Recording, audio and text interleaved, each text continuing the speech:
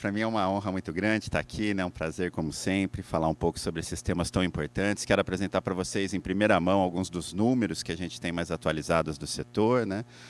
Bem, a BVE, né, a gente celebrou 15 anos no ano passado, hoje uma das maiores associações representativas do setor, desde fabricantes de veículos, empresas de energia, e a gente já está falando de algumas tendências muito importantes que vinham já antes, inclusive, da pandemia, aceleradas na pandemia, e eu queria destacar três aqui, né? Óbvio que a digitalização, a economia, a internet das coisas, nessa cidade cada vez mais inteligente, está inserida nesse processo, mas em especial aquelas soprinhas de letrinhas ali, que a gente fala muito mobility as a service, energy as a service, charging as a service, né? Então essa grande consolidação de uma economia quase que compartilhada, onde as pessoas, ao invés de comprar um veículo, ao invés delas terem o seu próprio sistema de energia, uma empresa montar a própria infraestrutura de recarga, cada vez mais a gente vai ver isso sendo oferecido como um serviço por grandes players. E a própria BVR representa isso, né? A gente saiu de 33 para praticamente 110 associados em 2 anos, muito refletindo isso. Então, a gente está falando de um monte de inovações que estão sendo criadas nesse momento, ao redor do veículo elétrico, né, que de alguma maneira tentam empoderar ali o consumidor, a eletrificação de praticamente tudo na nossa vida. Então, a gente está falando de um momento de grande efervescência tecnológica, né?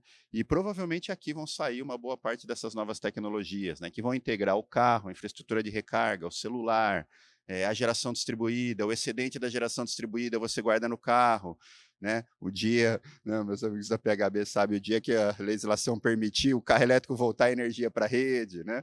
Então poder usar esses atributos de flexibilidade que os veículos elétricos agregam muito às nossas cidades, né? Então a gente já está falando de um monte de política pública, o mundo inteiro tinha muita política pública, inclusive antes da pandemia. Isso foi acelerado com a aprovação dos pacotes, né, o pacote verde europeu, o plano de desenvolvimento da China, dos Estados Unidos. A gente já tem aí um monte de país que tinha colocado data final para venda de veículo a combustão, e destacar o fato da União Europeia ter aprovado agora, há poucos meses atrás, um mês e meio atrás, 2035 como a data final. Então, Reino Unido, União Europeia, hoje, já com esse prazo, e em face do Acordo de Livre Comércio Brasil, União Europeia, Mercosul, União Europeia, isso certamente vai nos atingir diretamente. A gente já está falando de um crescimento bastante exponencial nos últimos anos, saímos de 4, foi para quase 9, esse ano já a venda de veículos elétricos está na faixa de 17% a nível mundial, então ó, de 9, pode ser que dobre para 18 no fim do ano, né? Os últimos meses acabam sendo sempre melhores de vendas, né? E a gente tem dados incríveis em alguns países. Então você vê que todas as curvas aqui aparecem no gráfico aqui à minha esquerda, você vê que as curvas realmente chegaram naquele momento. E quando a gente pega, claro, os primeiros ali, Noruega, Irlanda, né, os países escandinavos, tudo bem, 80%, 70%, 50%. Agora a gente pega aqueles países medianos europeus, que são grandes, Alemanha, Reino Unido, França, hoje todos estão acima de 22%, 25%, 27%.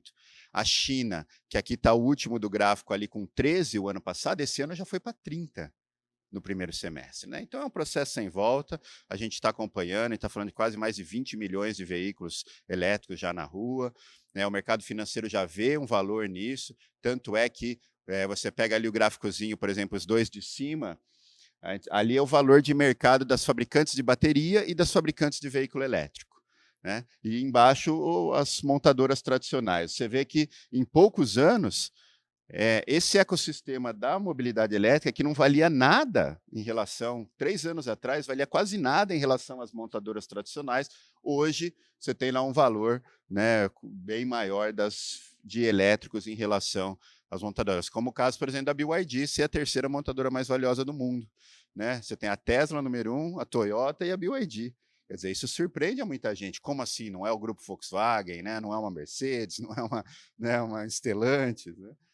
Então, é um processo sem volta. Aqui no Brasil, a gente lembra sempre que o Brasil estava um pouco atrás, né, em relação, inclusive, aos nossos vizinhos. Aqui a gente vê a Colômbia, o ano passado já estava em 7% de híbrido, o México chegando a 3%, o México teve um salto importante esse ano. Então, a gente saiu de 1% para 1,7%, e nesse primeiro semestre, 2,4%. Então, bem, é um pequeno aumento, né? Não tem como dizer que não esteja crescendo, que seja positivo. Mas quando a gente analisa só os elétricos puros, aí infelizmente, né, para poder comparar com aqueles números que eu mostrei, quando eu falo que a China saiu de 13 para 30, a Alemanha de 26, esse ano vai para 36, 35, é elétricos, né? Tem que ter recarga externa, plug-in. Então, quando a gente tira aqui os híbridos da nossa conta, você vai ver o ano passado 20 mil, né, mas quase 60% eram híbridos, o número brasileiro fica um pouco mais tímido, né? Então, a gente vê, em especial com esses compromissos já assumidos nos países da América Latina, né? Com o acordo europeu, assim, a gente está crescendo, né? Tivemos esse ponto bastante simbólico, né, que ocorreu no dia 27 de julho desse ano, a ultrapassagem de 100 mil veículos híbridos e elétricos vendidos no Brasil. A gente viu aí já um crescimento importante. No primeiro semestre você tinha quase 50% de crescimento, né? 47% de crescimento. E agora, junho já tinha sido o primeiro mês que a gente vendeu mais de 1.000 unidades de elétricos em um mês só. Tinha, né, o recorde histórico aí, que foi muito legal. E esse mês, pela primeira vez, a venda de híbrido plug-in elétrico foi maior do que de híbrido. Né? Então, somos dois ali, ó, 25, 27, 52% dos elétricos vendidos em junho tinham sido. Então, já os elétricos ali foram já um valor bastante significativo, né? Então, a gente via a participação dos BEVs, né, dos elétricos à bateria, 4, 8, 16, agora já foi para 26%. E se pegar agora de janeiro a setembro, então, o crescimento é ainda maior. A gente praticamente já vendeu de janeiro a setembro, o mesmo que vendeu o ano passado inteiro, né?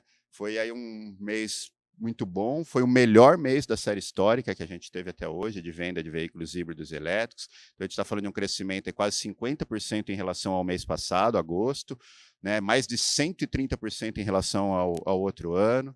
É claro que às vezes não dá para comparar, né? Porque às vezes estava pandemia lá, agora não tem tanta pandemia, tem feriados, tem um monte de coisa no meio do caminho. Mas, de qualquer maneira, a gente está falando de uma trajetória muito próximo da meta, né? Vocês devem lembrar que nós, lá na BVE, no começo do ano, fizemos um anúncio da nossa meta de venda esse ano, que era um aumento de 50%. Mas a gente também dizia que seria necessária a aprovação de incentivos, redução das distorções. Aqui todo mundo sabe, um carro elétrico ainda paga mais imposto do que um carro a combustão. Né? Não faz sentido nenhum isso, mas, de qualquer maneira, a gente tem aí os números muito em linha com aquilo que a gente imaginava. E quando a gente olha também o crescimento, né, mês a mês, você vê que tem uma tendência, em especial aqui com a consolidação dos BEVs, né? Os BEVs e os híbridos plug-in. Então, a gente aí passou de, né, 2.000 unidades, então 1.400 unidades, desculpa, no mês passado, né? Então, a própria venda de BEVs mês a mês vem num ritmo importante nesses últimos 2 anos, né? É inegável que essa curva está para cima, mas é claro que, como, né, presidente da BVE, eu fico um pouco ainda ansioso a imaginar que esse número de BEV aqui não representa nem 1%, é 0, alguma coisa da venda total de veículos, enquanto lá fora no mundo, o mundo de 9 foi para 18. Né? O ano que vem vai ser o quê? Hein, Beto? O Beto que frequenta muitos eventos internacionais lá, Smart Cities, lá de Barcelona, pensou ano que vem. A Europa de 24 vai para quê? 35? 40? A China saiu de 13 para 30. O ano que vem vai estar quanto? 50? Né? Então, assim, 3 anos, saiu de 3, 13, 30. A Alemanha saiu de 3, foi para 16, foi para 26. E esse ano vai passar de 35, 40. Né? Então, é uma mudança significativa. É claro que nós, na associação, celebramos e comemoramos, né, um número como esse. É o segundo mês que a gente passa de 1.000, né? Tinha passado lá em junho pela primeira vez. E passou agora bastante, né, quase 40%, 35% a mais do que o nosso recorde histórico. Isso tem muito a ver também com a chegada do primeiro veículo mais baratinho, né? Bem, baratinho não dá para dizer, né? nem carro a combustão popular é barato no Brasil mais, né? Mas com a chegada do Wicar, né, aquele carro pequenininho, 139 mil, um pouquinho, emplacou, se eu não me engano, desses 1.400, acho que é 578, né, 570, e tudo venda no varejo, que é pelo menos o que me falaram, né, que ainda, aquele junho lá, ó, que a gente teve 1.000 ali, teve 450 de uma locadora, né, Então, dá uma distorcida um pouco no número ali. Mas aqui não, é varejo e você tem grandes players, né? Você está falando de uma BYD, de uma Great Wall, da própria Stellantis, agora com o Jeep e outras marcas realmente comercializando. Então, assim, os números continuam muito positivos nos setores que existem políticas públicas. Caminhão e ônibus não tem tanta distorção tributária. Um furgão elétrico e um furgão convencional, os dois pagam 0 de IPI. Um caminhão elétrico, um caminhão diesel, os dois pagam 0 de IPI. Sem distorção, olha o crescimento do setor, né? Então, a gente tem aqui os comerciais leves de 150 para quase 900. Dentro da nossa meta, a gente anunciou que achava que ia vender 1.000, né, comerciais leves no Brasil. Vendemos 900 até setembro. Imagino que vamos cumprir. E caminhões de menos de 300 foi para quase 500. Então, é capaz da gente dobrar essa venda de caminhões elétricos também para algo como 750, 650. Tem aí uma negociação grande que vai tentar entregar tudo até dezembro, mas pode ser que atrase, né? Mas, de qualquer maneira, também é um ano muito positivo. E aqui, ainda mais, quando a gente pensar a curva histórica, aí sim parece aqueles gráficos europeus, né? Você vem aqui devagarzinho e, de repente, dá um salto. Mas, é claro, a gente está falando de números muito pequenos.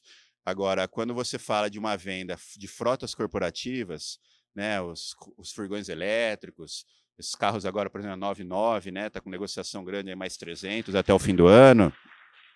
Você está falando de pessoas que usam o veículo com uma finalidade profissional muito intensiva. Então, eles estão sempre para a rua, rodando em vários lugares. E a empresa precisa, é claro que 90%, 80% da recarga é na garagem, como uma pessoa física. A maior parte da recarga é dentro da tua casa, né? Você vai fazer mais, é importante essa infraestrutura, em especial rodoviária. E esses atores são os que puxam a infraestrutura, porque eles não têm problema de ir lá e pagar o quanto for. Então, uma boa parte dessa expansão da infraestrutura de recarga que a gente vê hoje no Brasil tem muito a ver com a consolidação dessas empresas de, né, logística verde, de aplicativos, de soluções corporativas, todas elas fazendo um grande salto. Então, somando aí tudo aquilo que a gente já tinha visto dos BEVs, né? Os BEVs aí rompendo o número simbólico de 1.000 unidades por mês. Espero que a gente mantenha, acho que até o fim do ano a gente vai manter.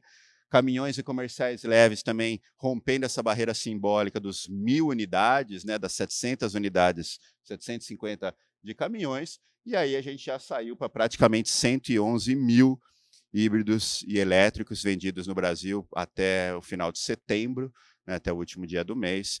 Então, é uma tendência importante. Hoje a gente tem mais fabricantes com híbridos flex, que é muito legal também. A gente está aqui, né, na cidade dos híbridos flex, né? A Toyota produz aqui os híbridos flex, que eram aí quase que 50% do mercado brasileiro, mas hoje a chegada de novos atores é muito bom. Então, a gente tem desde Great Wall, Stellantis e outros que estão colocando os híbridos dela todos com etanol. Então, acho que isso é um processo natural de crescimento, muito importante para a gente, porque o etanol é um biocombustível limpo, renovável, que gera muito emprego aqui no interior de São Paulo, tem uma indústria de transformação muito forte, atrelada ao etanol. Aquele relatório da IRENA, né, Agência Internacional de Renováveis, que mostra lá os 13 milhões de empregos verdes que eles chamam no mundo. O Brasil é número 2, depois da China, com quase 2 milhões de emprego, e quem está liderando lá é biocombustível, né? É 1 milhão. Solar de 150 foi para 500 mil ano passado, né? Então, esse ano, daqui uns 2 aninhos, a solar passa, né, Guilherme? Em geração de emprego aí, a geração distribuída, em especial solar fotovoltaica. E aí, só para finalizar, a gente vê ainda como a venda está muito concentrada nas capitais, né? A gente está falando aí de pelo menos metade do mercado só nas 10 maiores capitais do Brasil. Então, é um mercado ainda concentrado onde você tem essas poucas concessionárias, onde tem a infraestrutura de recarga. Pode ver que não é à toa as cidades que estão ali. Todas essas cidades que estão aqui embaixo, né, de São Paulo, Rio, Brasília, BH, Curitiba, Goiânia, Salvador, Porto Alegre, Recife, Fortaleza, todas elas têm plano de mudança climática, algum tipo de incentivo ou ação. A prefeitura já fez alguma coisa, né, Jurandir? Fortaleza foi a primeira a fazer o car sharing. Então, você vê ali, Fortaleza mesmo, né? Está aqui no ranking das 9, né? A nona. Eu não sei se Fortaleza é o 9º PIB do Brasil. Não deve ser, né? Provavelmente não, né, Júnior? Quer dizer, é a nona em venda de elétricos, mas não é o nono PIB, porque teve política pública, porque teve incentivo, porque a Enel X criou uma infraestrutura de recarga, né? Como a gente vê aqui, Campinas mesmo era uma cidade que, se tivesse aqui Campinas e Sorocaba, que não são capitais, iam estar ali nos top 10 ali em função da presença, seja da Toyota, seja da BYD, e de outros, né? E aí, para finalizar o tema de ônibus, né, a gente tem hoje projetos espalhados, a América Latina cresceu muito, estamos falando de 3.500 ônibus elétricos rodando. Infelizmente, né, aí eu digo como presidente da BVE, infelizmente, bem, a BYD não, infelizmente, né? Que bom que pelo menos é a BYD. Mas a gente está em número 1 ali, mas você vê todas as empresas que venderam ônibus elétricos na América Latina, todas elas montadoras chinesas que exportaram da China. Então, nós, brasileiros, estamos perdendo empregos e oportunidades aqui, né? Um ônibus elétrico poderia estar sendo fabricado aqui, na BYD, na Mercedes, na Eletra. Historicamente, Santiago pôs 1.500 ônibus, Bogotá, 1.500 ônibus. Essas duas sempre compraram ônibus brasileiros, né? O ônibus, seja da Volvo, fabricado lá em Curitiba, né? Foi o Jaime Lerner que ajudou a criar a ideia do corredor de ônibus, Transmilênio, lá em inspiração para Henrique Penhalosa, seja o Transantiago, que vinha muito de São Paulo. Eu lembro, né, daquela época que, quando iam inaugurar o Transantiago, estava atrasado, o ministro de transporte veio, na época era o Kassab, prefeito, veio pedir para ele para poder passar na frente de um lote de 500 ônibus que estavam previstos para São Paulo para mandar para Santiago, porque eles precisavam inaugurar o sistema. Hoje a gente perdeu, provavelmente pela falta de uma política pública que não dá escala para a produção, né? Porque não tem como dizer, aqui do nosso lado, Botucatu, tem a fábrica da Caio. Tem como achar que ela não é competitiva? Imagina, Marco Polo. A Marco Polo já foi número 1 do mundo, né? Hoje é número 2 do mundo de ônibus. Rio Grande do Sul, a Marco Polo não conseguiu vender os ônibus elétricos em Montevidéu. Montevidéu comprou 50 ônibus elétricos chineses, da BYD, mas vieram da China, né? Então, assim, é uma área que a gente ainda, pela carência de um plano nacional de mobilidade elétrica, de uma política industrial um pouco mais consistente, né? A gente vive a maior desindustrialização, acho que, da história moderna, né? Dos 80 países que fizeram aquelas políticas cepalinas lá nos anos 70, 80, e tentaram a industrialização pela substituição da importação, mais ou menos uns 25 foram bem-sucedidos, como o Brasil, em criar uma indústria. Quando eu nasci, no começo dos anos 80, a gente estava falando de 35% do PIB brasileiro era indústria e transformação. Hoje é 9%. Agora, as nossas cidades aqui, por que são ricas ainda? Por que Sorocaba é rica? Campinas é rica? Porque ainda tem quase 1/3 do PIB na indústria e transformação, né? Já outras cidades brasileiras que foram perdendo o PIB da indústria e transformação, participação da indústria e transformação no PIB, deixam de ter empregos de qualidade. É claro que o serviço, o comércio são os que mais empregam, que mais criam emprego, a gente sabe dos números, é verdade. Agora, é um setor que não tem muita inovação, muito desenvolvimento tecnológico. Para você vender uma roupa, né, um caixa de supermercado, não tem lá grandes inovações tecnológicas. Então, é um emprego que não aumenta muito a produtividade marginal do trabalho.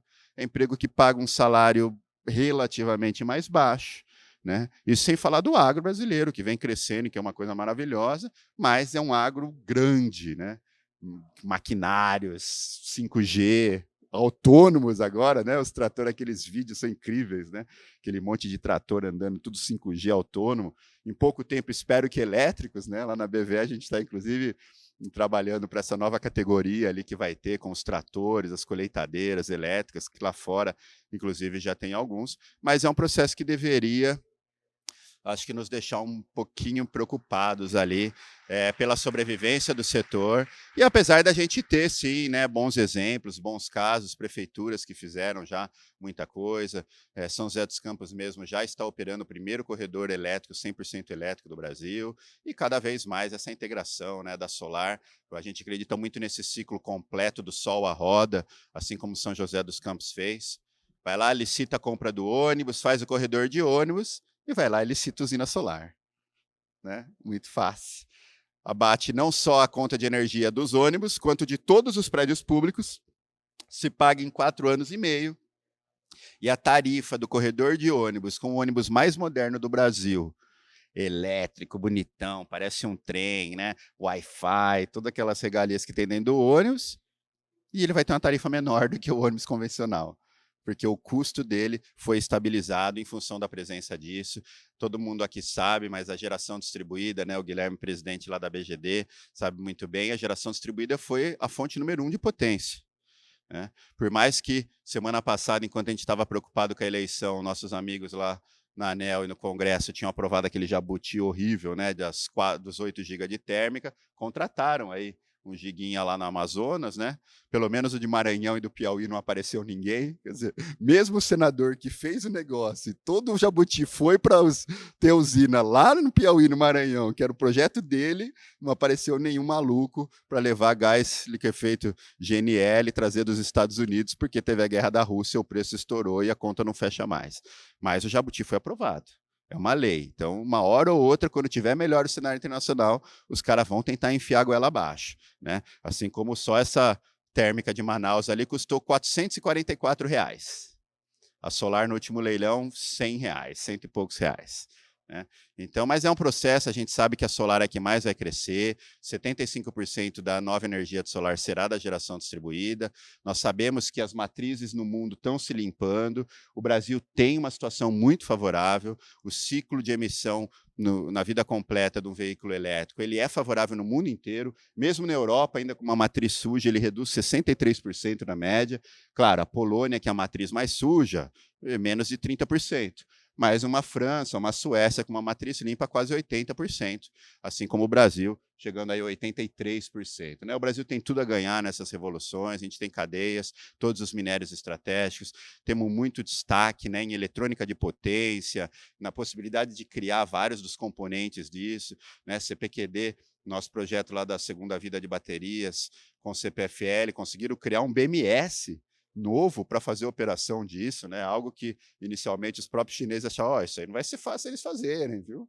Fizeram, rapidinho, né? Só ter dinheiro, só ter pesquisa, só ter inovação, a gente consegue, sem falar da questão do lítio, né? Que logo mais o Brasil desponta, liderados aí por Minas Gerais, como o grande produtor de lítio no mundo. O nosso lítio é mineral, um lítio de boa qualidade, e então o Brasil tem hoje todos os atores prontos para alavancar essa eletromobilidade, e é muito bom estar aqui nesse debate hoje, que a gente vê com bastante clareza, né, todos esses setores integrados podendo crescer e continuar a crescer.